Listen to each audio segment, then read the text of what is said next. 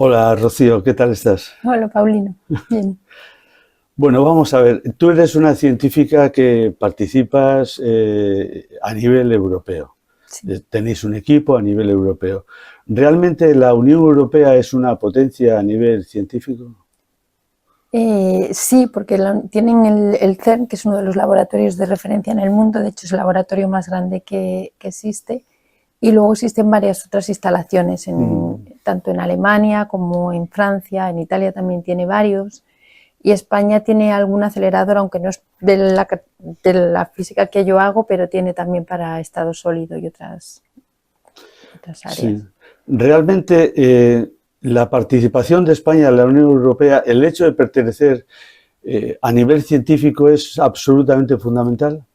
Pues sí que es bastante importante. En el caso, por ejemplo, del CERN, por pertenecer al CERN y, bueno, contribuimos con una cuota, luego recibimos contratos para gente, contratos con empresas, el aprendizaje que se tiene de estar con otros europeos y con otras formas de hacer el trabajo es bastante grande. Y lo mismo cuando trabajamos con otros laboratorios europeos.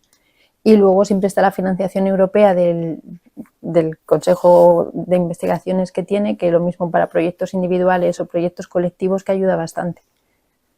O sea que realmente sí que en un contexto internacional, en este caso europeo, sí que ayuda. Además del contexto europeo, os movéis a otros niveles, es decir, os relacionáis con científicos. Sí, nosotros en nuestro caso trabajamos también bastante con científicos de Estados Unidos.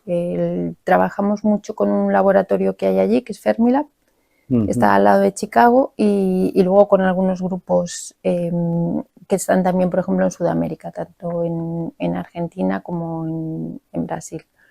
En vuestra relación científica, ¿también tenéis relación por ejemplo, en este caso, con científicos rusos, por ejemplo? Eh, o sea, nosotros, por ejemplo, en CMS trabajamos, la colaboración tiene 160 instituciones y entre ellas sí que están instituciones rusas. Y nosotros directamente, creo que con una institución rusa no trabajamos, o sea, en el día a día no trabajamos, en la colaboración por supuesto que sí. Lo que sí hemos colaborado es con gente rusa, pero de otras instituciones que no son de Rusia. De hecho, la mayoría, yo personalmente, de los que he trabajado han sido en instituciones americanas, pero sí que eran rusos. Y actualmente está un poco el conflicto de ver qué se hace con las firmas de las instituciones rusas. Se había decidido que hasta que empezó el conflicto no tenían problema en firmar, y ahora se está debatiendo bastante qué se hace con las instituciones rusas. Y hay que decir que hay bastante debate.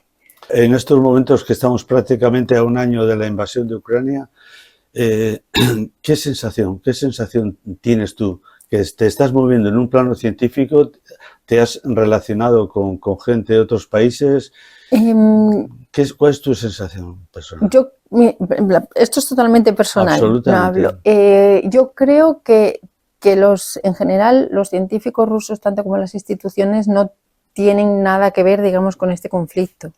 Ellos hacen su trabajo, han participado, de hecho hay muchos que están totalmente en contra, pero no es tan fácil decir me opongo o hago nada excepcional. Entonces, mi opinión personal, por ejemplo, en el caso del CERN, que surgió justo después de una guerra para unificar a todos los países y tratar de que con la ciencia se evitaran los problemas, creo que no deberíamos hacer en este caso una discriminación. O sea, a lo mejor hay que sancionar a Rusia de alguna forma, pero no sé si a sus científicos y científicas. Realmente es un tema muy Sí, difícil. sí, sí, es un tema muy difícil y está llevando de cabeza a bastante gente, porque lo mismo las instituciones espaciales como la ESA o eso también tienen los mismos problemas. De hecho, sus contribuciones son bastante importantes en nuestro detector. Si se desapareciesen las instituciones rusas, tendríamos un problema de cómo absorber el conocimiento que ellos tienen. Al final, la comunidad científica está muy interrelacionada. Claro, ellos hacen una parte que es muy importante y, bueno, podríamos aprender a hacerla, pero nos llevaría un tiempo y necesitaríamos también a alguien que nos enseñara, con lo cual tendríamos que seguir trabajando con ellos de alguna forma. Es evidente que este conflicto está perturbando. Sí. ¿Tú crees que a nivel de dotaciones económicas desde la Unión Europea estos planes también se puede ir ralentizando, puede ir disminuyendo, puede disminuir el ritmo en la investigación? Pues ahí ya no te sé decir muy bien, porque ya cómo van las políticas económicas y tal, no te sé decir.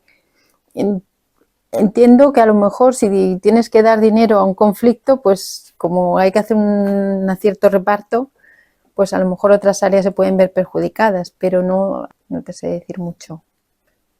Sí me gustaría tener, digamos, esta aproximación personal. Soy una persona que está muy inmersa en la investigación, en el mundo científico, como es tu caso. ¿Cómo estás viviendo? ¿Cómo estás viviendo este conflicto? ¿Qué sensación tienes? Desde el punto de vista científico, la verdad es que en los últimos años yo he trabajado menos porque me he movido a otro experimento y ya no es un experimento que no tiene ningún país del este. En el caso de Rusia, yo te diría que en el día a día no hay así problemas, la gente sigue trabajando igual. Sí que hay muchas, y de hecho ha habido un debate bastante grande digamos, en la esfera política de cómo tratar este punto. Y ahí sí que han surgido conflictos que antes, por ejemplo, ni te hubieras planteado cuando han escrito los correos y las discusiones que se tienen. Hay gente muy en contra, que suelen ser países que a lo mejor han sufrido de alguna forma contra Rusia, entonces ahí, digamos, es como que la parte científica es una y luego la parte emocional de si tienes que trabajar con gente rusa o tal es otra. Y luego hay gente mucho más racional que pensamos que, bueno, vale, yo entiendo que esto es una invasión a Rusia, pero hay otras invasiones que hemos tolerado y nadie se ha dicho nada y seguimos trabajando sin ningún problema. Y eso se ha evitado y la gente... Entonces, bueno, pues ha creado a lo mejor alguna tensión que antes no había, o alguna discusión que antes no había. Bueno, el factor humano está ahí. Es evidente, estemos donde estemos, el factor humano. Eso es. Sí, porque siempre se piensa que la ciencia es muy objetiva, que lo es, pero luego las personas no. Entonces ahí es donde... En otro orden de cosas, me gustaría preguntarte, dado que estamos en este entorno, estamos en la universidad, ¿cuál es el grado de importancia que ha tenido el programa Erasmus? Yo creo que bastante. Yo, ya hace millones de años, cuando hacía la carrera, me fui de Erasmus y creo que abre bastante la mente a decir, bueno, cómo se hace en otros sitios, cómo se estudia, cómo se convive, aprendes no solo la parte de los estudios, sino de la cultura. Y yo creo que es bastante importante que se puedan ir y ver a otra gente. Y de hecho yo creo que la gente que va de Erasmus luego son más abiertos a irse a un montón más de sitios y aprender. Sí. Y irse después más a laboratorios y aprenderse a cosas. Yo creo que es cultura. Es cultura. Conocer, salir del entorno próximo es cultura, absolutamente. Estamos de acuerdo. Y aunque luego tú digas, no, yo quiero quedarme en mi entorno, que es el que me gusta, pero creo que la gente que se ha ido de Erasmus, se ha ido fuera, sí que son mucho más abiertos a hacer viajes y a irse a otros sitios después. Bueno. Para finalizar, y en otro orden de cosas, tú estás trabajando en la detección de materia oscura. Y ahora en el universo hay materia, vamos a decirlo, que se ve, se aprecia, materia oscura y energía oscura. Pero bueno, ¿cómo podemos entender esto? Es difícil porque no lo entendemos ni nosotros. La materia oscura es porque tiene efectos gravitatorios. Entonces, al tener efectos gravitatorios, sabemos que tiene que ser algún tipo de materia. La energía oscura, que sepamos, no tiene efectos gravitatorios, pero está relacionado con que el universo se expande y se expande cada vez mucho más rápido. Entonces, tiene que haber algo que no se sabe todavía muy bien qué es, que esté haciendo esa aceleración y esa aceleración cada vez más rápida. Entonces, digamos que la energía oscura es una especie de densidad o algo así, pero no es materia porque la gravedad no la afecta.